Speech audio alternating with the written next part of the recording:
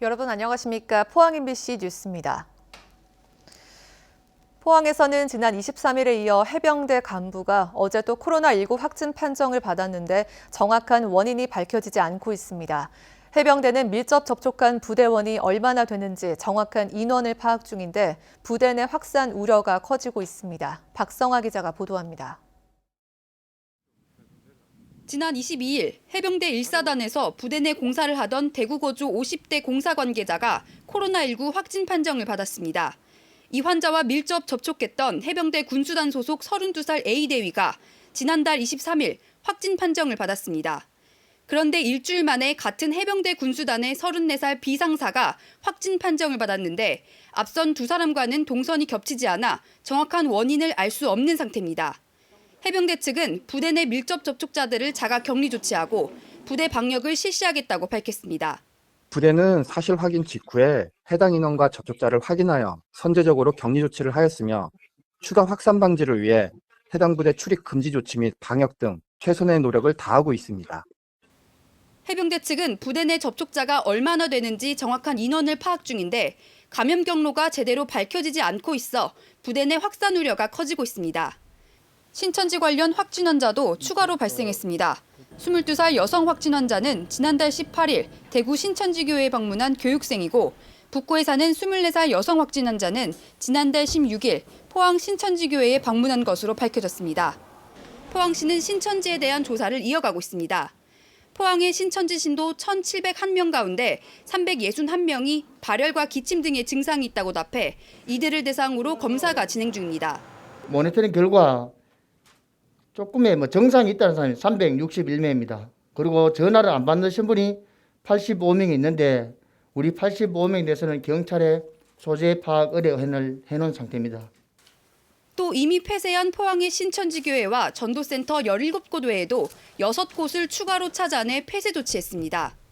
주민신고 등을 해서 우리 어제 일요일 날 6개를 더 확인했습니다. 이 부분은 숙소가 3군데, 창고 1군데, 모임방 하나, 문화센터 하나하고 지난 29일 두 번째 확진 환자가 나온 포스텍은 이 확진 환자가 머문 제3공학관을 오는 6일까지 폐쇄합니다. 다만 포스텍은 이 확진 환자가 기숙사에 격리된 상태였기 때문에 추가 휴교는 실시하지 않고 대학원생과 교직원을 대상으로 재택근무를 고려하고 있다고 밝혔습니다. MBC 뉴스 박성아입니다. 경북교육청이 개학 연기에 따른 긴급 돌봄 수요를 조사한 결과 유치원 184곳에 1,115명, 초등학교 160곳에 694명 등 총 1,800명이 신청한 것으로 집계됐습니다. 경북교육청은 학생 안전을 위해 돌봄교실 정원을 10명 내외로 축소해 분산 배치하고 개학 연기 기간이 연장되면 긴급 돌봄교실도 연장하기로 했습니다. 또 개학 연기 기간 중 학교 필수 운영 요원을 제외한 전 교직원은 재택에서 근무하도록 했습니다. 포항시는 지역 내 2차 감염 사례는 발생하지 않은 것으로 판단하고 감염에 취약한 집단 거주시설에 대한 차단에 집중하고 있습니다.